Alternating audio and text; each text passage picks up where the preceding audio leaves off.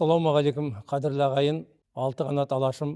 Бүгінгі таңда ел арасында, соның ішінде оқушылардың әлеуметтік желісінде тарап кеткен хан лақап атымен белгілі Қасым деген Маңғыстау өнерінің тойын басқарып жүрген азаматтың өзін өзі түсірген видеосы кең таралып, тек қана өнерпаздар арасында емес, халықтың, елдің алдында үлкен резонанс тудырып жатқан елге белгілі. Адам айтуға аузы бармайтын дүниені түсіріп, ел арасына таратқан. Бұл азамат Маңғыстау өнерінен, Маңғыстау елінен, Маңғыстау жерінен тәлім тәрбие алған азамат емес. Бұл Маңғыстау өлкесінде туылған да азамат емес. Қазіргі таңда бір қарын майды бір құмалақ шірітеді деп әлеуметтік желіде, күл елде осы Маңғыстау өнеріне, Маңғыстау халқына, Маңғыстау асабаларына үлкен сын әңгімелер айтылып жатыр.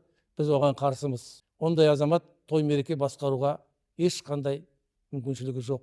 Және осы видеоны таратты деп айыпты болып жатқан жасөспірім азаматтың да болашағы бізді ойландырады.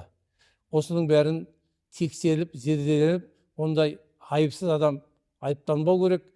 Егер осы видеоны қандай мақсатпен таратылғаны бәрі зерделеніп, тек айыпты ғана адам айыбын мойнына арқалау керек.